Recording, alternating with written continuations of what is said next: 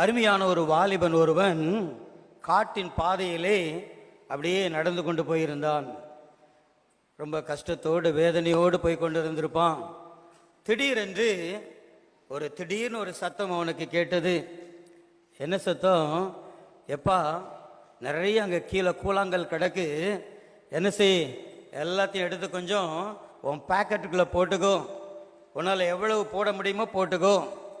நாளைக்கு என்ன செய்ய போகிறாய், ஒரு பக்கத்தில் நீ ரொம்ப வருத்தப்பட போகிறாய், இன்னொரு பக்கத்தில் ரொம்ப சந்தோஷம், ரொம்ப மகிழ்ச்சி அடைய போகிறாய் என்று சொன்ன உடனே அவன் என்ன செய்தான், நிறைய கூழங்கள் எல்லாம் எடுத்து என்ன செய்தான், தன்னுடைய பேக்கெட்டுக்குள்ளே போட்டுக்கொண்ட உடனே மறுநாள் எப்பண்டா விடியும், காலையில் எப்பண்டா வரும் என்று சொல்லி முழுவதும் தூக்கம் இல்லாமல் அப்படியே காத்து கொண்டு இருந்து மறுநாள் காலையில் எழுந்த உடனே அந்த கூழங்களெல்லாம் எடுத்து பார்க்கும்போது அது எப்படி இருந்தது? வைரக்கல்லா இருந்தது. அப்பா, அவனுக்கு ஒரே சந்தோஷம். என்னடா, நான் போட்ட கூழங்கள் எல்லாம் வைரக்கல்லா மாறிட்டு என்று சொல்லி ஒரு பக்கத்தில் அவனுக்கு ரொம்ப சந்தோஷம், இன்னொரு பக்கத்தில் அவனுக்கு துக்கம்.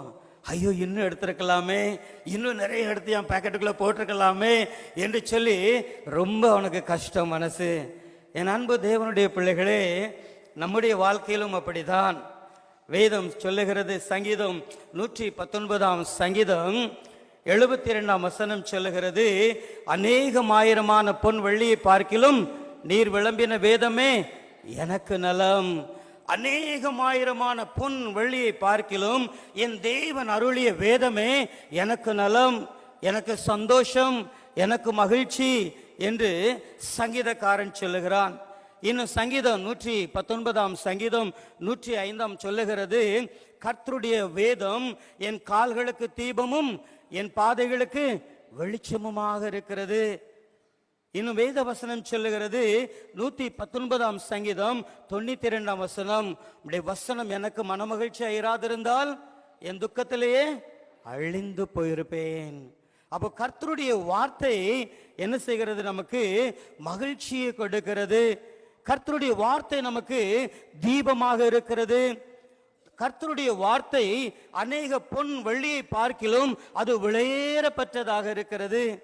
சங்கீதம் 19:8 சொல்லுகிறது, வேதம் குறைவற்றதும் ஆத்துமாவை உயிர்ப்பிக்கிறதுமாக இருக்கிறது. கர்த்தருடைய சாட்சி சத்தியம் பேதையா இருக்கிற ஒரு மனுஷனை கூட ஞானவானா என்ன செய்கிறது? மாற்றி விடுகிறது. கர்த்தருடைய வார்த்தையிலே அவ்வளவு வல்லமை இருக்கிறது. கர்த்தருடைய வார்த்தையிலே